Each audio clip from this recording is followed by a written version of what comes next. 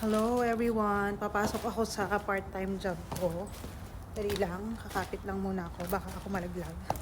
So ito, yung daanan ko. Medyo tunaw na yung mga ice. Umuusok-usok.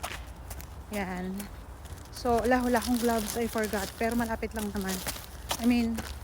Nasakay naman ako. Bubulsa ko na lang, pero yung isang kamay ko ay naka-expose kasi hawak ko ang cellphone. So ayan, pupunta ako sa part-time job ko na outpatient siya na facility. Yung chinika ko na yun sa inyo dati, yung interventional radiology. So usually siya 4 to 5 hours lang, minsan 3 hours lang, depende sa dami ng pasyente. So yan,